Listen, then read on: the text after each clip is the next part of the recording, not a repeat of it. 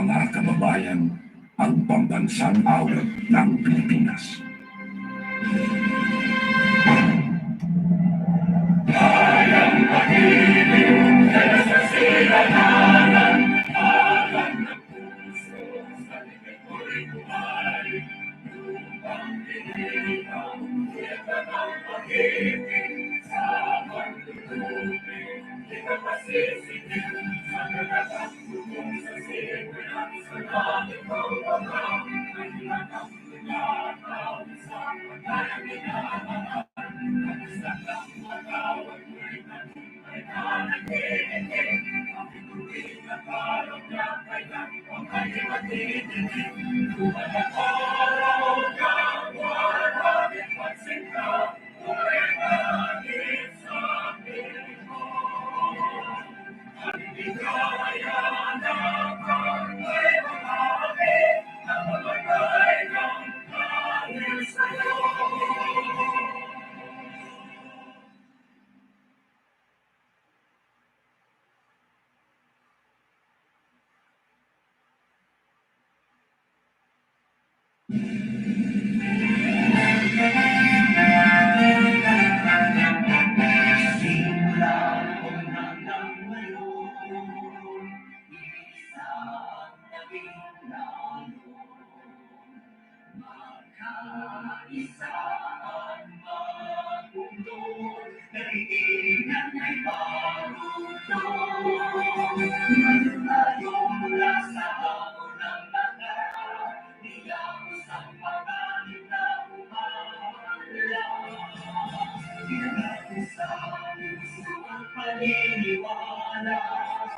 Ang ihaw para sa mga tao, ang sama'y nagumpay, mula na bawis subuan buhay, kapayapaan, katarungan, ay ang pinanglalakamtan.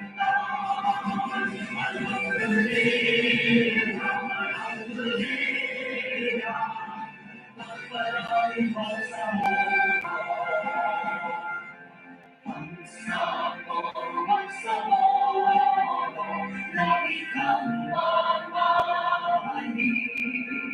Walang pipigil sa damdamin, mga paglago'y tutuparin.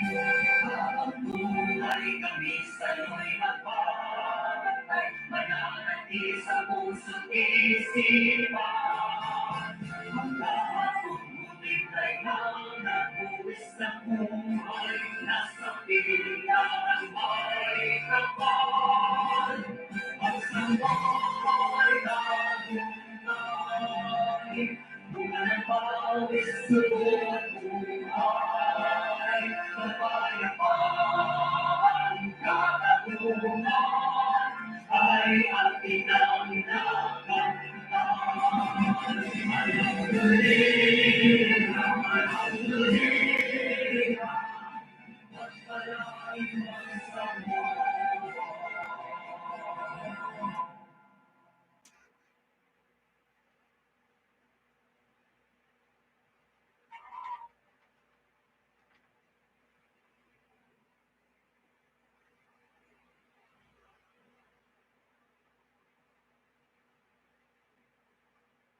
Okay, sa umagang ito, araw ng Friday, ang wag natin makalimutan ng Juma prayers, no? Okay? 10 minutos, pasado po alas 7. Okay, ang time check natin sa umagang ito, no? Okay, nandito naman tayo sa regular programa natin na Consolidated News. Okay, mga kababayan, mga mahabang bigote ko, no? Kailangan magpaahit sa barbero. Ayan. Okay. Ayan po mga suki, mga kababayan. Dito tayo sa ADLSNTV Corporation. Okay, pinapuntuhan po ng Mind of Global Food Lines, mga kababayan. No? Okay, sabi po ni Okay, dito tayo sa Halo-Halo Special, Opinion, Balita at iba pa. Okay, kasama po sa serbisyo publiko tinig ng mamamayan. Okay. At saka itong sumbungan ng mamamayan. No? Maraming sumbong ngayon, pero sumbong naman na sa kabutihan mga suki. No? Ayan. So, babati muna tayo. Magandang umaga. Good morning sa lahat. Okay, magmamahal sa programa natin, no? At saka itong, okay, babati tayo. Assalamualaikum warahmatullahi ta'ala wabarakatuh, no? Okay, sabi po ni ay congressman namin ng Basilan, si Mujib Hataman, ng Lone District ng Basilan, ay uwi daw siya. Bakasyon muna kasi recess naman ng ang Kongreso, House of Representatives. Okay, mamigay siya ng tupad mga suki, no? So, okay, yung mga kababayan namin na Basileños o Isabuleños ay makatikim muna ng tupad, no? Galing po kay Congressman Mujib Hataman, no? Okay, ang problema ko lang sa kanila, mag-asawa, okay, wala. Basa ko ng basa ng news nila, wala man mga suki, mga kababayan, wala man talent fee galing sa kanila, no? Okay, itong nila Mujib Hataman, okay, at saka si Dada Hataman na mayor ng Isabela, open naman ang GCash ko eh. Okay, wala po mga suki, okay, kahit tulong, okay, sa programa natin mga kabasa ako ng basa ng news nila, yun na nga. Pag meron mga importante, pero yung galing rescue, okay, sa programa ay wala po mga kababayan, no? Diyan lang kumalungkot mga suki, hindi po katulad ng iba. Okay, isang text mo lang. Okay, darating po ang rescue mga suki, no? Okay, nakirmit ata mga suki, no? Yung mga leader natin sa Basilan. Ano bang nakirmit sa Ilocano? Okay, stainless mga kababayan, no? Okay, hindi katulad ng may ibang tinetextan natin. Okay, pag mag-text tayo ng tulong, ay mabilis po pa sa alas 4 mga suki, no? So, yan ang problema ko sa Basilan. Okay, kahit Governor Office, okay, nila BMJ Hataman, okay, nila Kipli Hataman, wala po tulong dito sa programa natin, no? Ayan. Kailangan kasi, pag meron tayo binabanggit dito sa programa, sa studio, ay may talent fee yan mga suki, mga kababayan, no? May talent fee yan. Okay, yun po ang proseso. Okay, sa pag-news natin mga kababayan, no? Prangkahan ba? Okay, prangkahan mga suki. Diyon po nabubuhay yung mga outfit natin. Okay, para malaman nyo corporation na po itong okay, ginagalawan natin. Okay, broadcast natin corporation na po mga kababayan, no? Okay, dapat may talent fee. Okay, mag-utos sa mga yung mga tagadala po ng bagbag nila, no? Yun po. Mabuti pa prangkahan kaysa paligoy-ligoy tayo mga suki, mga kababayan, no? Okay, prangka masyado. Okay, ang pagkatao ko mga suki, no? Okay, hindi yan pwede masabi po bribery, hindi. Kasi legal po pagkuha ng tinatawag mo talent fee mga suki, no? Legal yan. Okay, sa trabaho po na natin, okay, legal po mga suki pagkuha ng talent fee, no? Hindi labis. Hindi sobra. Okay? Hindi sobra po. Okay, sa standard lang mga suki, mga kababayan, no? Okay, actually sa probinsya ng Basilan po, zero ako talaga sa tinatawag na talent fee yan, no? Wala. Wala kang mga kababayan ko pa, taga-Basilan ako, pero talagang zero. Okay, hindi po katulad ng mga ibang bayan. Okay, pag sabi ko lang paglapit ko ay naunawaan na nila mga suki, no? Ayan. Okay, mamigay po ng tupad ang congressman ng Lone District ng Basilan po mga suki, mga kababayan, no?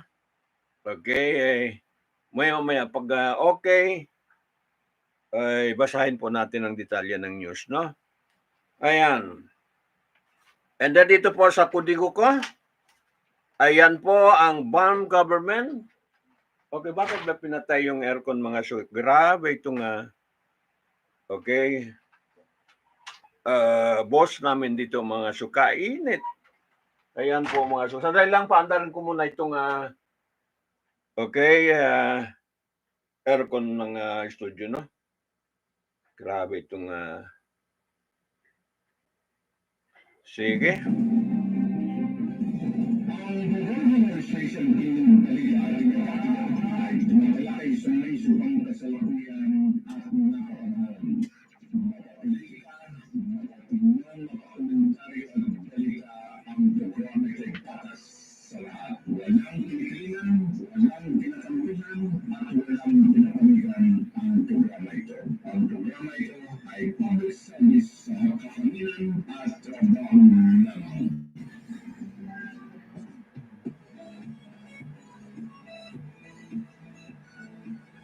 Okay, ganun po mga suki, mga kababayan. Anong sakudi ko ngayon, no?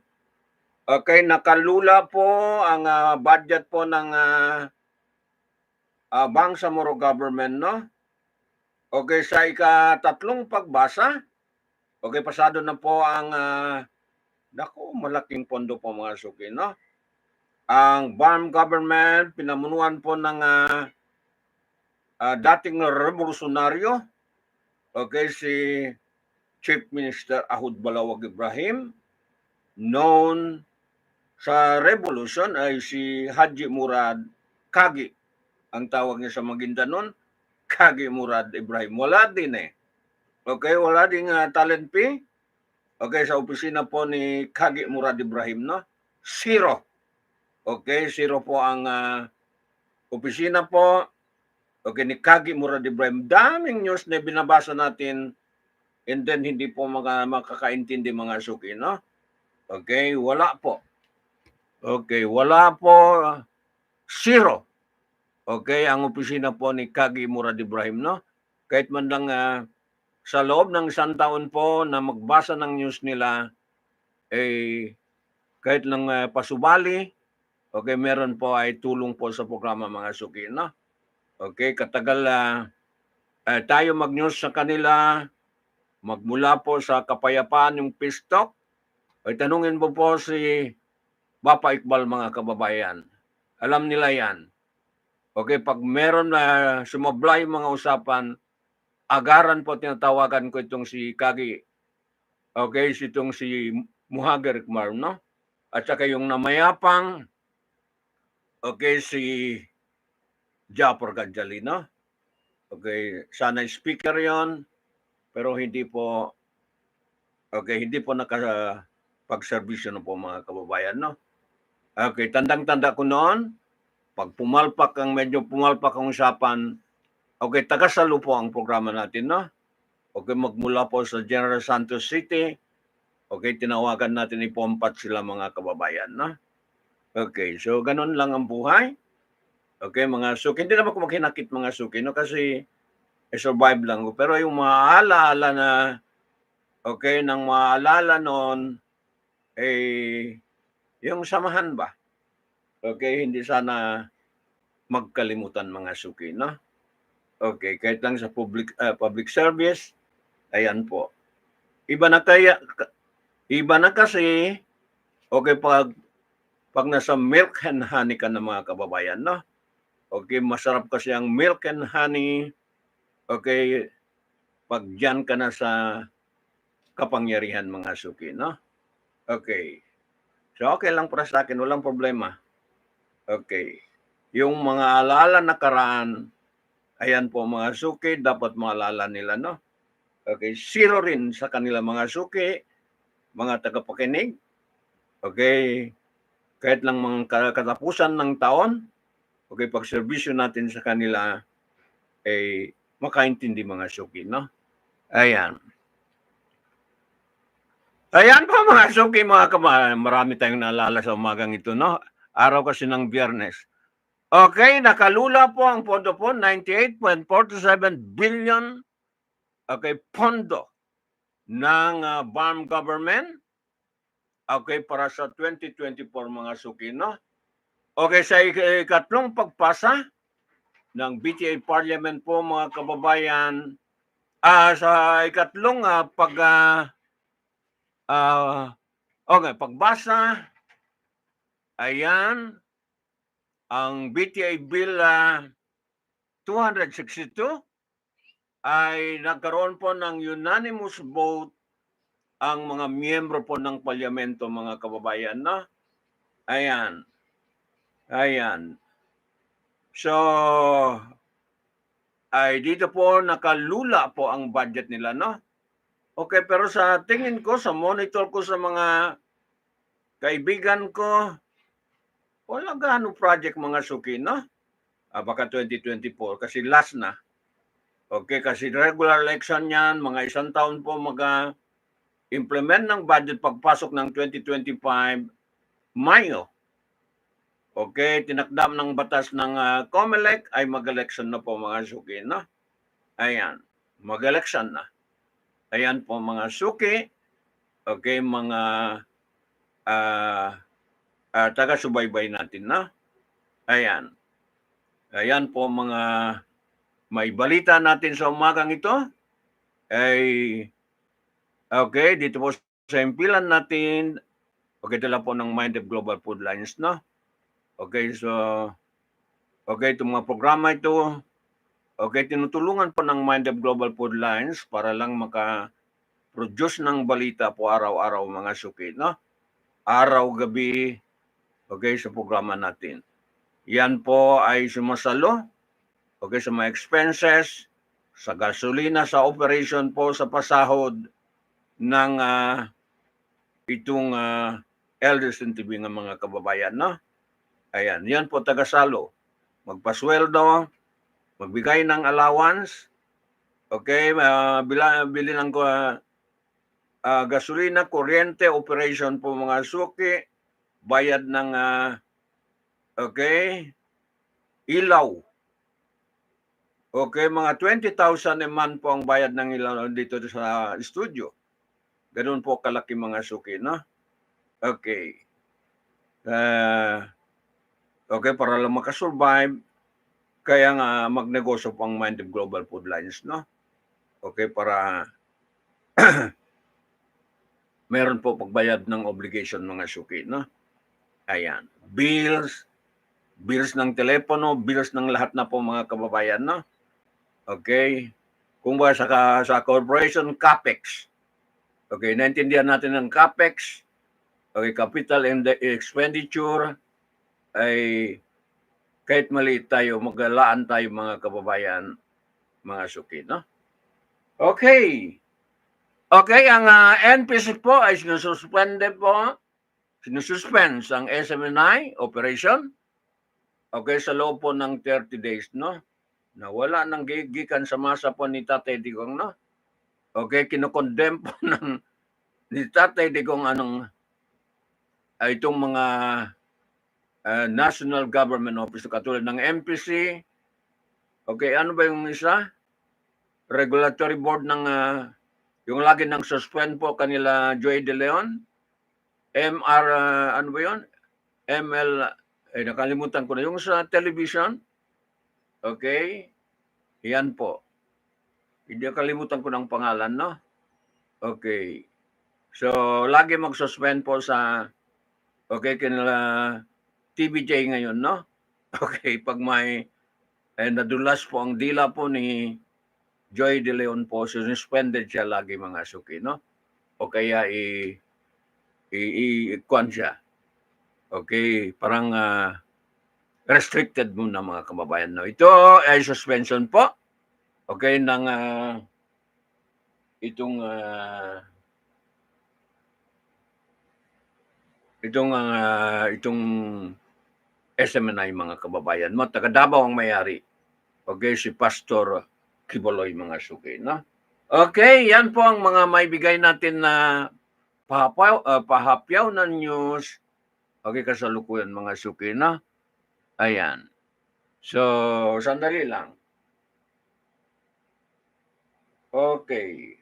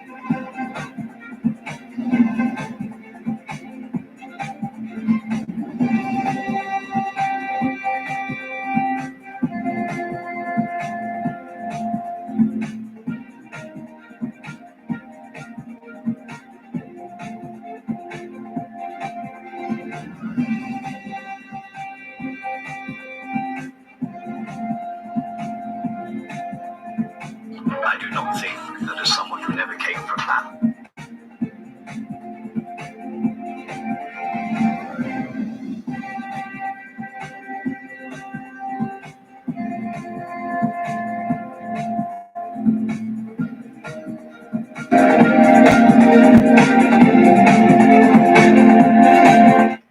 Okay, susunod po ang nako, bakit yan? Okay, bakit po mga suki? Ayan. Okay. Ito po ang former Israel negotiator perspective on the war in Gaza mga suki, no? Okay, parang si Herzog gusto po magkaroon na ng truce, no? Okay, yung president po ng government po ng itong may pahapyaw gusto po magkaroon po ng truce. Yung ceasefire po to si Herzog mga kababayan. Kasalukuyan president po ng bansang Israel, no? Okay. Pero itong matigas talaga, okay, may katok-ata sa ulo. Okay, itong si President Benjamin Netanyahu. May katok-ata ito sa ulo mga suki, no? Ayan. Sa kanyang talagang sobra niya ay galit po sa mga Palestino mga kababayan, na. Ayan, itong si Prime Minister Benjamin Netanyahu. Yung ibang sa loob po ng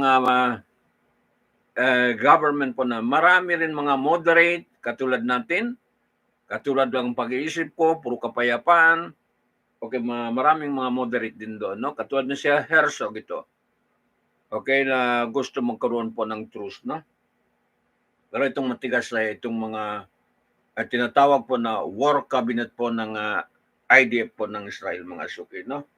Okay, nung kagabi news, binasa ko si Ismail Haniyeh, okay, ng Hamas naman, dating parang negotiator, dating leader po ng Hamas diyan sa Gaza Strip, nandyan po sa Egypt mga kababayan, sa Cairo, Egypt, no? Okay, maraming iniisip po para kapayapaan mga suki, no? Ayan. So, sana nga magkaroon ito ng kapayapaan. Pakinggan nga natin itong Okay, ang perspective po ng negotiator po ng former Israel negotiator, no? Pakinggan natin ito. Pag-paralam natin kung anong mga development, okay, dyan po sa gulo yan. Ito po. I do not think that as someone who never came from that part of the world, okay, courtesy po ng have the right to go and live there. courtesy po Someone ng indigenous to that land whose Al family Jazeera, was no? driven from there does not have that right.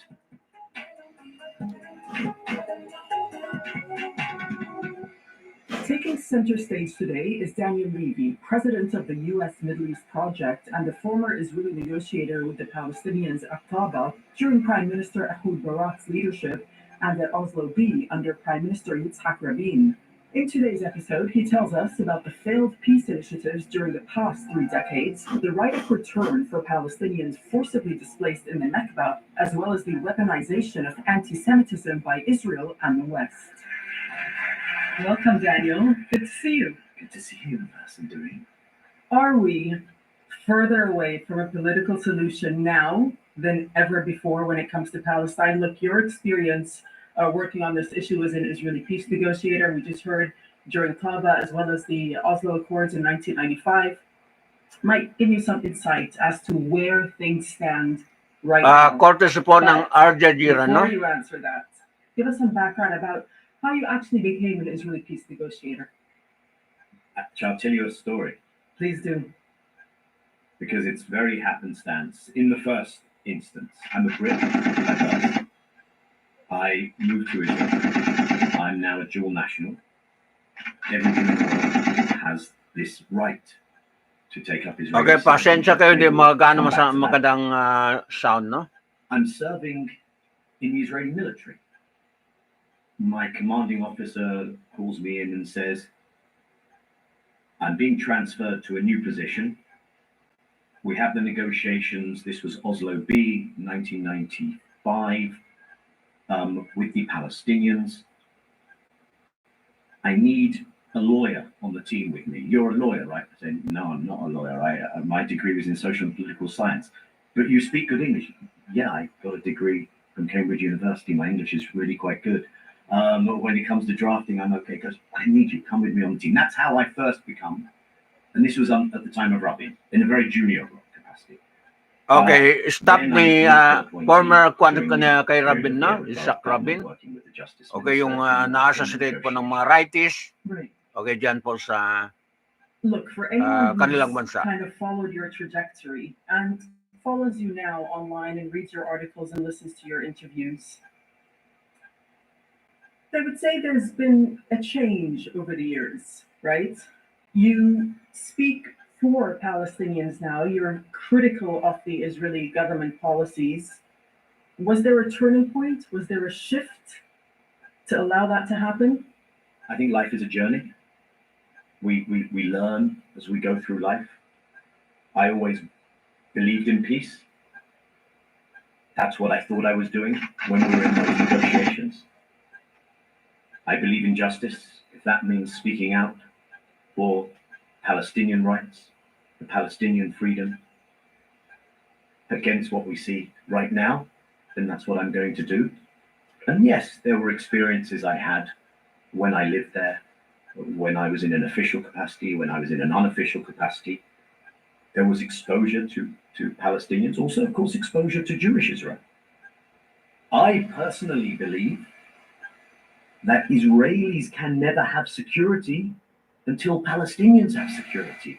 That equation, the equation that you can impose a regime of structural violence on another people, you can deny another people their basic rights, and you will live with your own security. That equation never works. I would say there is, and I hope one day, Palestinians, of course, but also Jewish Israelis experience the idea of how liberating it can be to no longer be an oppressor. Because when you're oppressing people, you know in the back of your mind that you are generating a desire for retribution. You can't actually sleep securely at night if you know what you are doing. So actually, I think it's in the service of... Can you give us, was there an incident, is there an example, something that happened that you can share with us that made you want to speak out? There are many things. I'll tell you one thing, Doreen. One of the things I was involved with in 1999, there was an election in which Ehud Barak came to power in Israel. It was a strange moment in Israeli politics. I won't bore you with the details, but the electorate at that moment had two votes. One to vote for a political party and one to directly elect a prime minister. They've since abandoned that strange hybrid system. The thing that I was working on in that election was how could we get the Palestinian citizens of Israel, the 1948 community, the almost 20% of Israelis who are Palestinian, to support Ehud Barak in the direct election for the prime minister. I worked in that community throughout that election. About 96% of that community who voted, not all voted for Ehud Barak. And after the election victory, it was okay. How are we going to work with the parties? Because they also voted for primarily parties representing the interests of Palestinian citizens of Israel. How are we going to work with those political parties? Unfortunately, I witnessed the dismissive attitude, not being interested in how we would then deliver for that constituency. There were many, many eye-opening moments. That was one of them. And it's important also just to remember that there is that community inside Israel who are often forgotten when one thinks about Palestinians.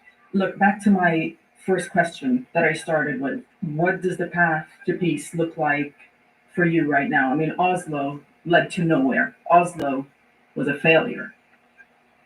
Undoubtedly. Let's talk about that perhaps just for one moment. Oslo was predicated on the idea that if the Palestinians accepted and recognized Israel, and if the Palestinians accepted a state on just 22% of the land, that Israel would end the occupation. I'm not saying that was a just peace. I'm not saying that was a perfect peace. It was something that the PLO accepted. It perhaps gave us a way forward.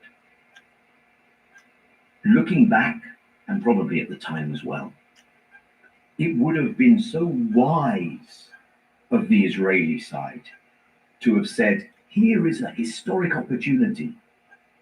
Let's be large. Let's go the extra mile. But instead, in those negotiations, it was about grinding down the Palestinians, not accepting just. Okay, if only the Israeli people, okay, Israeli government can find a moderate and a pragmatic leader, unlike Prime Minister Netanyahu, I think, okay, the world, okay, will become peace, mga suki, mga kababayan, no? Will become peaceful global community, no? If only we can, if only, okay, the Israeli people and the government of Israel can find, okay, a moderate and a pragmatic leader, okay, toward the Palestinian issue, I think we are in a peaceful world, mga kababayan, no? In a peaceful global community. Okay. Okay, if only, okay, can find a moderate leader, no? A pragmatic, okay, to understand the issue of the Palestinian people. Ayan. Magaling itong tao itong mga suki, mga kababayan, no? Okay, tao ito ni Yitzhak Rabin. Okay, na-assassinate po ng mga rightists. Okay, diyan po sa bansang Israel, no? Okay, rightists. Mga rightist leader, mga suki, no? Itong si Benjamin Netanyahu, rightist. O talagang ganun po ang policy nila, no? Okay. So, pakinggan natin itong magaling na itong tao, itong mga suki, no? Ayan.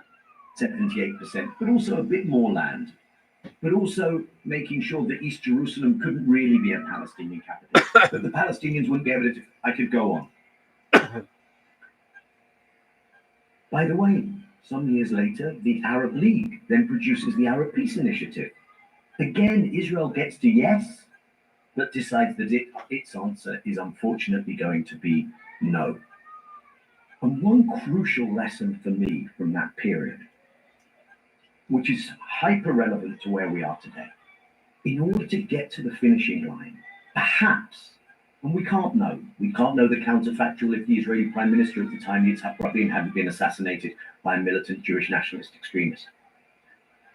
But perhaps to get to that finishing line, we needed the United States, the world, but this is a moment of unipolarity, right? This is after the collapse of the Soviet Union.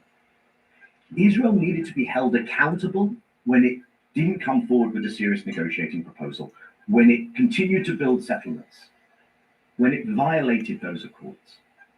It wasn't held accountable. And I highlight that one specific component because I don't think we could possibly have got to that finishing line unless there was a willingness to leverage some pressure on Israel. I like this people, and no? that's the journey we've been on ever I since. like this because ever since then, person. Israel has been given more and more impunity. There has been no cost and consequence. And then we get to today. You get to an Israeli government with people who openly proclaim ethnic cleansing, eradicationism, and you get to what you see in Gaza. And impunity has been the handmaiden to extremism. So where does this leave us? Where does it leave things? First of all, one thing that has to be absolutely clear is that the architecture of how we've gone about trying to make peace is inadequate. Okay, i-break muna natin mo ha. Pasingit muna natin itong mga suki. Okay, para naman mag-credit sa atin, no? Ayan.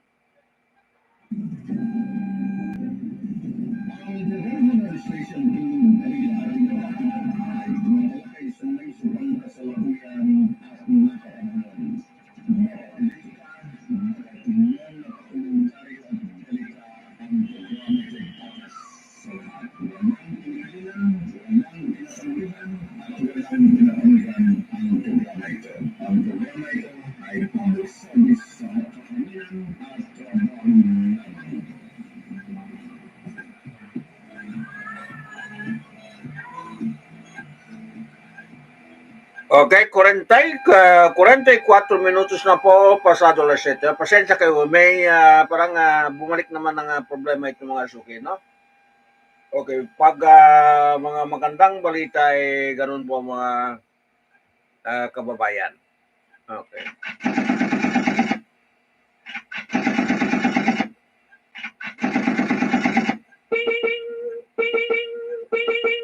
Okay, I like this guy, no? Okay, I like this guy. Okay. Ayan. Gusto niya po ma-reforma po ang bansang Israel, no? Okay, pakinggan natin ito. Okay. Is not fit for purpose. And by that, I primarily mean the monopoly that the United States has had around peacemaking. I wish it weren't so.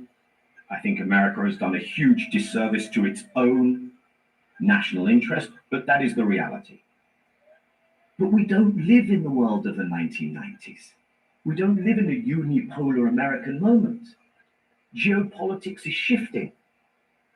So that's one thing. We have to make sure that any future peace effort, there is the engagement not only of the region, and the region needs to engage in different ways. I talked about Israeli impunity. The greatest moment of success for the Israeli mission to marginalize the Palestinians was the normalization accords. That, I think, gave the biggest boost to Netanyahu's belief that he could crush the Palestinians and get away with it. So we need a different architecture with the region, but also with global South actors, which I think is hugely important. The other thing I would say is things look incredibly bleak. I find it hard to confront what's going on in Gaza every day. I'm often watching your channel.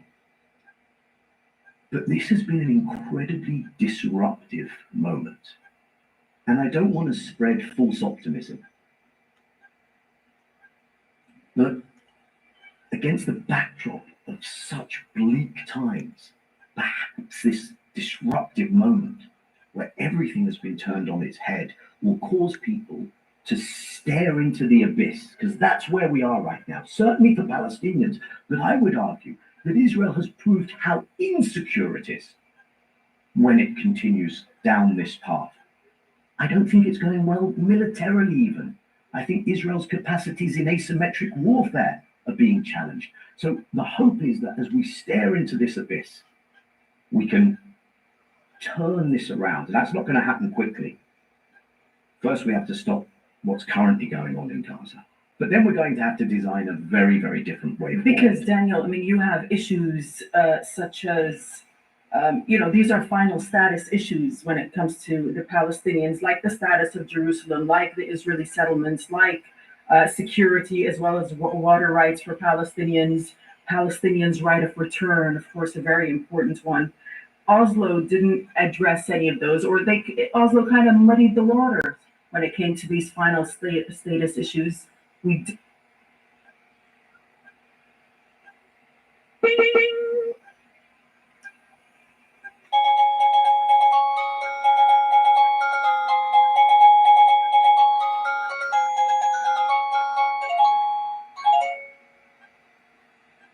Okay, may laman ng bunganga ko. I hope Mr. Daniel, can become a leader of Israel in the future, no? Ganon nang hinahanap natin mga moderate po leader, mga pragmatic leader, makaintindi po ng situation. Hindi blanco ang utak, parang insane naman po mga kababayan, no? Dahil sa kanyang galit sa kapwa, yun ang ayaw natin, no? Ay nasiraan na ng utak, dahil sa kasamaan ng kanyang pananaw sa kapwa mga suki, no? Yun ang ayaw natin. Ayan. Okay, so ipapatuloy natin itong si Daniel. Okay, ngayon ko lang narinig itong mga suki, no? Okay, so courtesy po ng Al Jazeera English mga suki, mga kababayan, no? Don't hear anybody talking about them right now. Well, let's be very clear. Prime Minister Netanyahu set himself a task. He wasn't alone. I don't want to pretend that this is a one-man project, but he set himself a task to destroy the possibility of two states.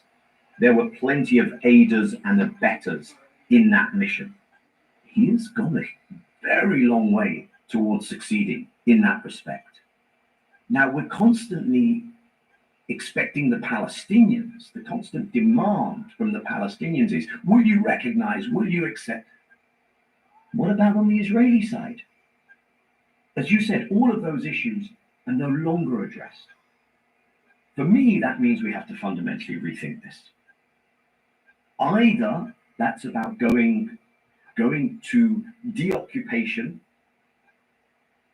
with genuine Palestinian sovereignty, not dressing up some Bantustan and pretending it's a state by putting a little flag on it. We either have to go about that a different way, or we can acknowledge that Israel has created one political space. And if it's going to be one political space, which is not inevitable, but if it's going to be one political space, the only demand and the thing Israel should be held to account for is there has to be equality. Okay, so let me ask you this. Do you believe that Palestinians have a right to return? Do you believe that I, as a Palestinian whose father is from Haifa, left in 1948, was kicked out during the Nakba, does he have a right to return? And do I, you, Daniel Levy? I do not think that as someone who never came from that part of the world, my family escaped. One on my mother's side escaped the Holocaust. My father's side from Eastern Europe how can I possibly have the right to go and live there if someone indigenous to that land, whose family was driven from there, does not have that right? So that's a yes. I think you can say that. Well, okay, let's move on, Daniel. Another important topic, I know you speak out about this a lot as well, which is the rise of anti-Semitism, as well as the rise in Islamophobia. Look, the space for tolerance is shrinking at a very, very worrisome rate right around the world. We see moves by the Israeli government and others to conflate anti-Zionism with anti-Semitism. So first, on this issue of anti-Semitism and Islamophobia, what do you think motivates people to attack Muslims and Jews against the backdrop of this conflict in particular? What worries me is we live at a time where intolerance is on the increase. We see how debates in the West around immigration are dripping with hatred. And we live in a climate crisis. There's only going to be more movement of people around the world. And against this backdrop, if there's one thing we should learn from history, is intolerance tends not to stop at the border of one particular minority. It tends to sweep across the board. I think it's crazy that we cannot be in a joint struggle against this intolerance, racism, prejudice, as Jewish communities and Muslim communities. We need to be in that space together. But then you have this phenomenon. Undoubtedly, some people who criticize Israel are doing it from an anti-Semitic animus, but the vast majority of what is going on is legitimately standing up for the rights of a people who, to be quite honest, don't give a damn who their oppressor is. They are not against Israel because Israel calls itself a Jewish state. They're against what Israel is doing because of what it is doing. I understand that from the perspective of the state of Israel, it makes sense in their statecraft to deploy anti-Semitism in the defense of what Israel does. So if you're a state and you know that your policies violate international law, are oppressive, meet the international legal definition of constituting a regime of apartheid, as defined not just by Palestinians, but by Israeli human rights NGOs, by the international blue chip human rights community. If you know all of that, and you know that your plan isn't to change it, then what argument would you rather be having? Why are you running an apartheid regime? Or why is the person making that accusation doing so from a position of anti-Semitism? So Israel has tried to fuel this attempt to define anti-Semitism as in a way which basically criminalizes criticism of Israeli policies. Is this sustainable? I do not think so. I think the Jewish community has taken a terrible wrong turn in going down this path because we face sometimes real anti-Semitism. You see the outrage, which I share, amongst, we're a minority, I don't want to pretend otherwise, but the outrage that we feel that this is being done in our name, the outrage we feel that the values that we held most dear when we say never again or when we were brought up with a Jewish ethic are being totally trodden underfoot. But we also think it's dangerous for our community. So here's the thing. It's the year 5,784 in the Jewish calendar this year. It's year 76 of Israel. We have been around for thousands of years, if you believe that date. This has become a threat to Jewish well-being, the way that this issue is being played with and weaponized, and the way Israel is making alliances with some of the worst anti-Semites Viktor Orban in Hungary, white nationalists in America, white nationalists across Europe. They're a threat to my community. They're a threat to your community. This is the worst possible way. Anyone who thinks that this ends well for the Jewish community apparently didn't go to History 101. Okay, thank you so much, Daniel Levy. Appreciate your time. Thank you.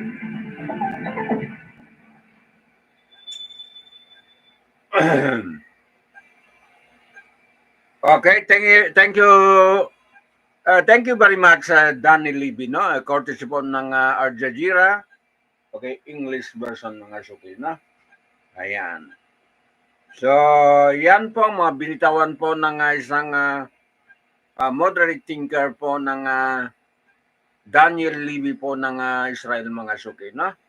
Okay, concern siya na okay, problema po ng Israel ngayon, no? Sa pamumuno po ni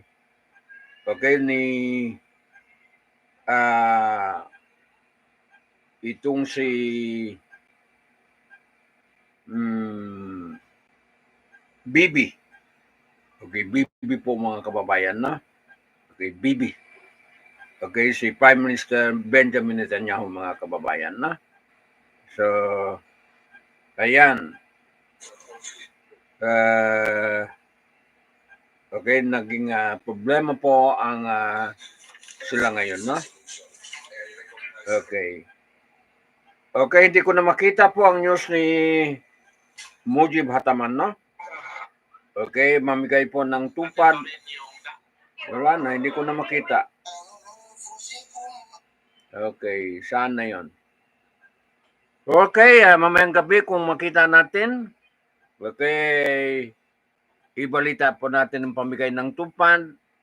Okay, sa kanyang mga kababayan po dyan. Sa aming kababayan po. Taga-Basilan lang ko. Okay, sa aming kababayan po mga suki, no? Ayan. Hindi ko nakita po yung balita yun mga suki, no? Okay, galing yun sa official page niya. Okay, mamigay po ng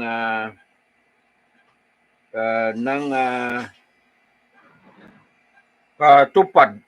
Okay, galing po sa DSWD mga suki, mga kababayan, no?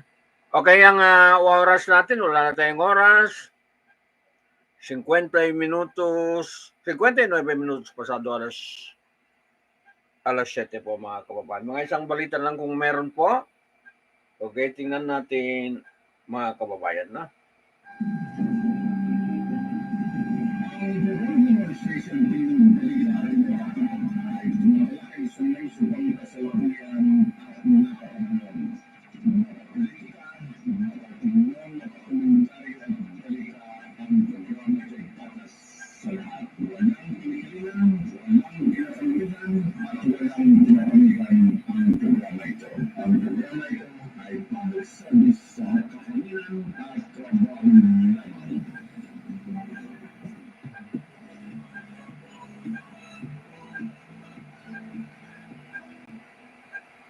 Okay, anong positive sa ekonomiya natin, no?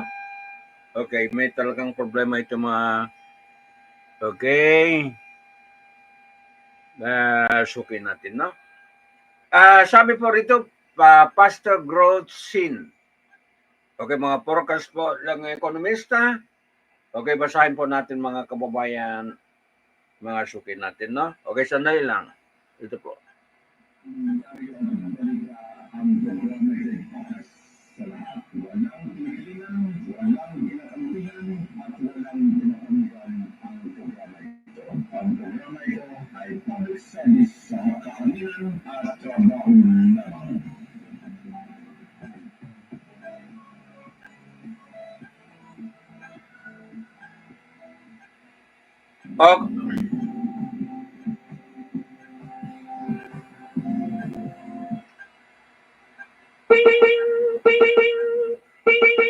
Okay, with the passage of a 2024 budget, ayon dito sa balita, Manila, Philippines, the swift enactment of the 5.8 trillion pesos national budget for 2024 show the strong collaboration the firm resolve of the Marcos administration and the Congress to accelerate economic growth in the country. Okay, economic manager said na, problema wala po mga suki, no? Puro salita. Okay, puro salita. Pero punta ka sa mga paligid-ligid mo, negative mga suki, no? Okay, puro salita. Ayan. Okay, sinabi po ng Finance Secretary Benjamin Junk na sa the 5.77 trillion General Appropriation Act, GA, for 2024 was signed by President Marcos last Wednesday, just a few days after both the Senate and the House of Representatives ratified the bill on December 11, mga suki, no? Ayan. Ay, December 11. Okay. With the budget, we are well equipped to continue the pursuit of economic transformation achieved under the fiscal year 2023 national budget and a further accelerate our push toward realizing socio-economic development goals of the Marcos administration, Jokno said. Ayan. Okay, magandang sabi ng mga taga-Vera Files, magandang ang istorya, no? Okay, pero kukunti ang nakikita mo mga suki sa actual po na implementation mga. Maganda yung mga kwento ba? Kasi magaling magsalita. Okay, pero yung mga physical actual wala kang gaano makita mga suki, no? Hindi po katulad ng Tatay Digong. Okay, kung may sinabi ay meron po mga ka. Yung Malasakit Center lang ni Senator Bongo, napaka-importante na yun mga suki sa taong bayan, no? Okay, the 2024 budget was crafted according to the medium term fiscal framework MTFF and prioritize the expenditure in line with the government 8-point socio-economic agenda and the goals under the Philippine Development Plan, PDP 2023 and 2028, mga suki, no? Okay. Pag sa mga sulat ka ito, magandang basahin mga suki, no? Okay, pero ang pag pumunta ka na magtanong-tanong sa sa kapaligiran, iyon po ang kulang mga kababayan, no? Okay, the 2024 national budget was carefully optimized to drive the country toward a future of the inclusivity and sustainability, ensuring that every peso is used efficiently to benefit every Filipino, Jokno said. Magandang istorya, no? Okay, every peso po ay dapat po mag-benefit po ang mga Pilipino, mga suki, no? Ang gandang kwento. Okay, the government national budget for next year is equivalent to 21.7%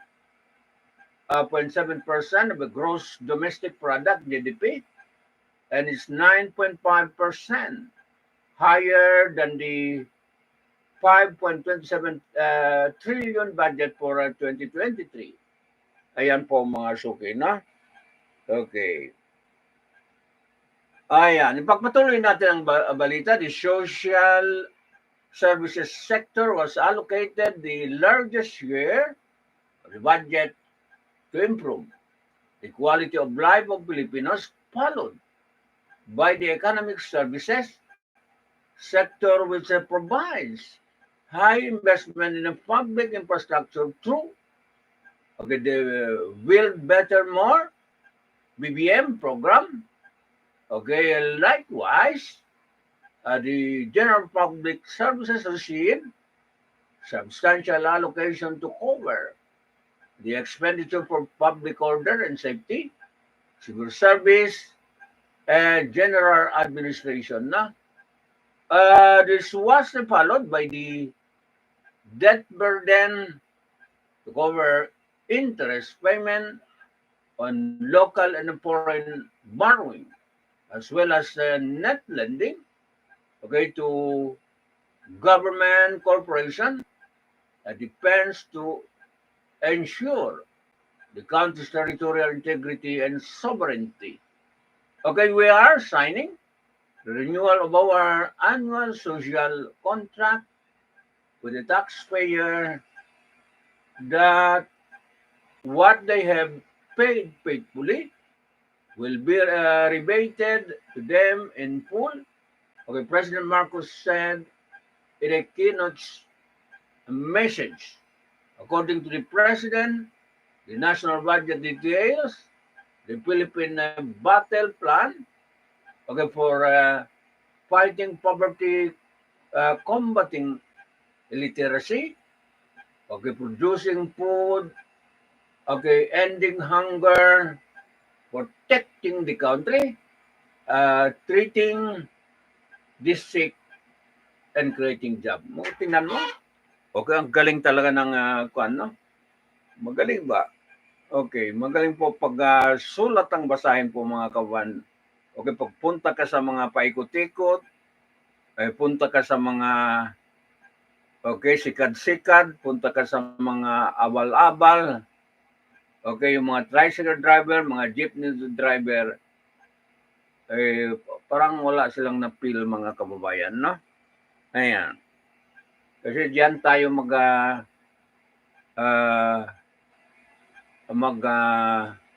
kadikit sa mga grupo yan, mga suki, no?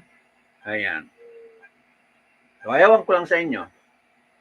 Kung napipil nyo po ang masarap na buhay, mga suki, no? Ayan. Hindi ko lang alam kung sa inyo. So, yan po ang mga suki, mga kababayan ng balita natin. Sandali lang.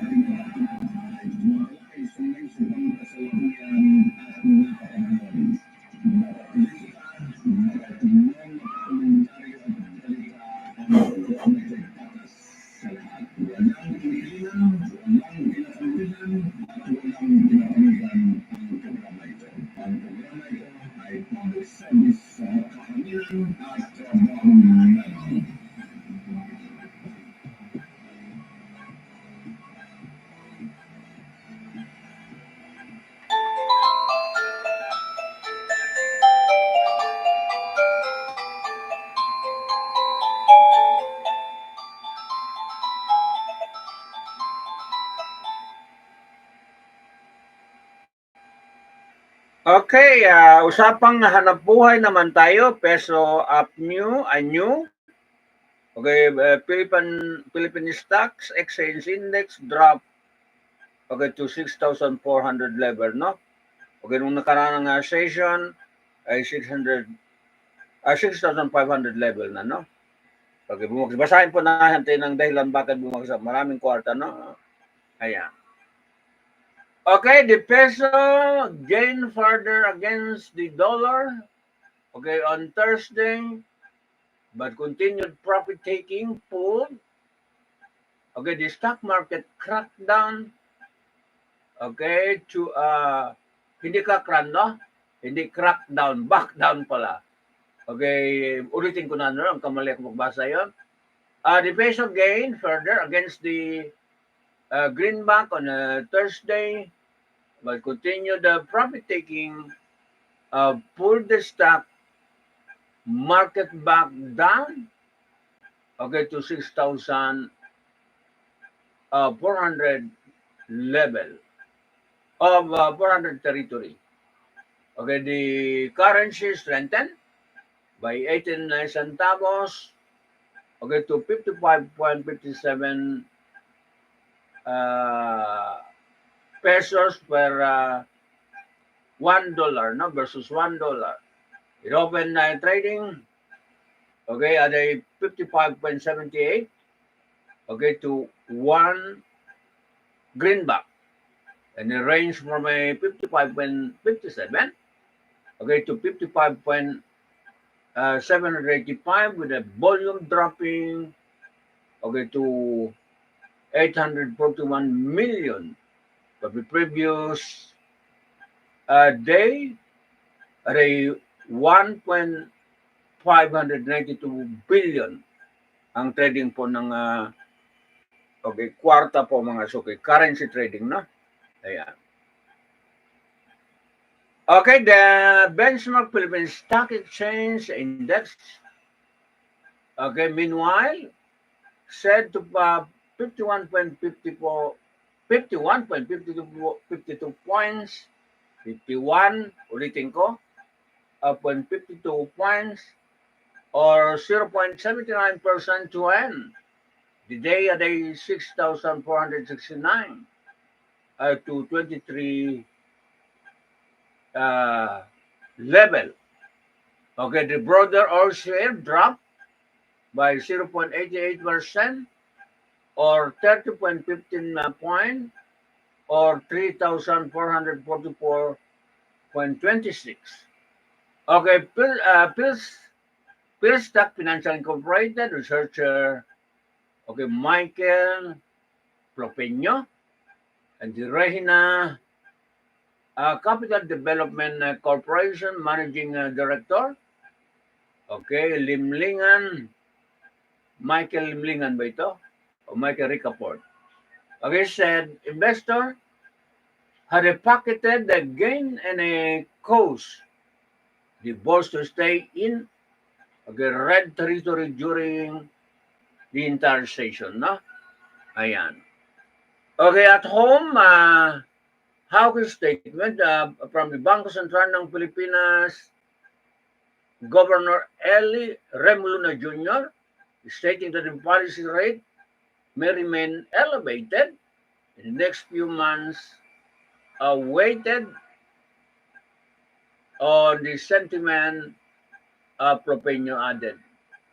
Okay, market participation was weak, resulting in a net market value turnover, okay, to 3.53 billion pesos, lower than the year-to-date average of 4.88 billion. Foreigner were a net seller, okay, with the net outflows amounting to 1.81 billion pesos, okay, except from the financial withdrawals by 0.0%, no? By 0.7%. Financial po ang kumita, no? Okay, by 0.7%, or sector indices close in the red. Oh no, bagsak mga suki, no? Okay, the property index was the biggest loser. Property ang lugi naman, no? Nung isang araw ay tumubo. Ngayon ay lugi naman. The property index was the biggest loser to declining by 1.65%, no? A decliner overwhelmed advances, ibig sabihin lugi, 122 against 71. Okay, ang gain, malaki no ang diferensya. While 46 were unchanged, mga kababayan, no? So, yan po ang kasaysayan ng stock market natin kahapon. Ayan. Okay, wala na akong balita, madam. Okay, dapat ay magpaalam tayo, no? Ayan. Okay, Jaime Marcos, hit NTC Health Order versus Kibuloy Link Network who's afraid of SMNI. Okay, mamayang hapon na rin kung mabasa ko, Madam Senador Jaime Marcos, no? Manila, Philippines, Senador Jaime Marcos Islam, the National Telecommunication Commission, NTC, ordered the suspending of the broadcast network linked to the controversial mega church creator Pastor Apollo Kibuloy. No? On Thursday, the eldest sister of the President Ferdinand Marcos Jr. questioned the 30 days suspension of a sunshine, sunshine, sunshine medical, sunshine media network international SMNI operation, no? Tama na Madam Amy Marcos, no? At least naintindihan ng balita mo. Okay, ito na po mga kababayan, no?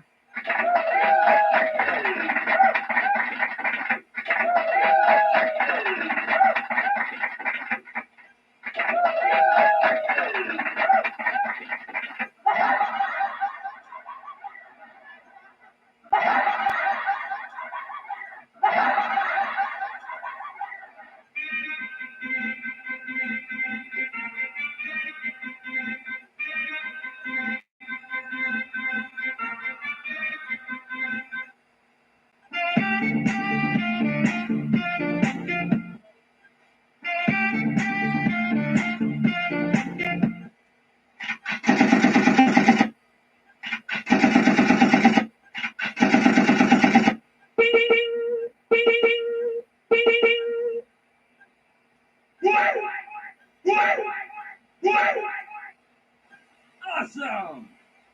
Awesome! Awesome! Okay, kahit medyo may hiss po ang programa natin, at least ay hindi tayo na wala ng sound. Okay, mga suki, mga kababayan, nagtapos po ang Consolidated News natin sa umagang ito. Okay, dito po sa ADLSNTV Corporation. Okay, sinusuportahan po ng Mind of Global Food Lines Corporation, mga suki, no? Okay. Okay, dito po sa programa Halo-Halo Special, Opinion, Balita at iba pa. Kasama po sa Bisyo Publiko Tinig ng Mamamayan. And then sumbungan po ng mamamayan, mga suki, no? Okay. So, yan.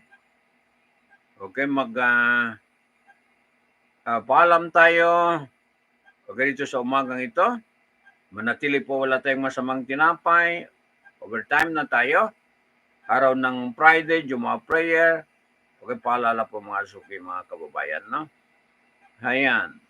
So, yan po ang katapusan ng balita natin sa umagang ito. Okay. Babalik tayo mamayang hapon. Prime time news po mga suki. Okay, dito po sa himpilan natin po mga kababayan, no? Okay, patugtog na pa natin dito. Baka meron pang pahabol mga suki, no? Ayan.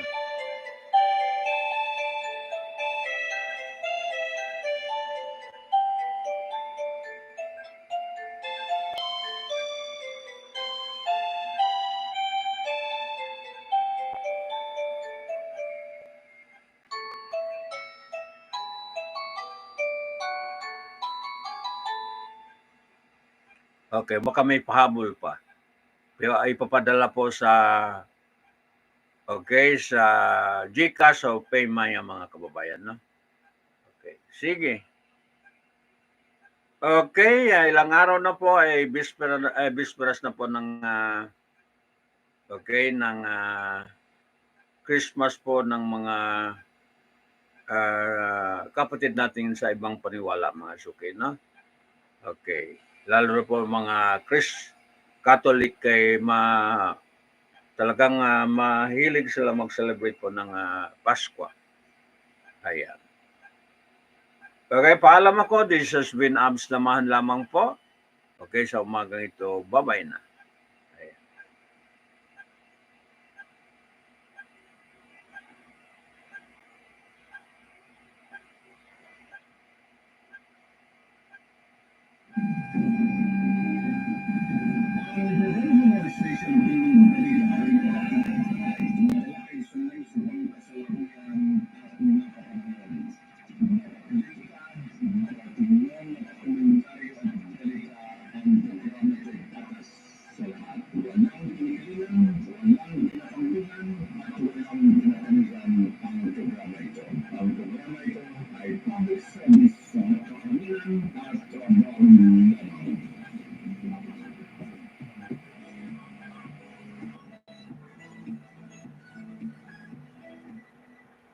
Okay.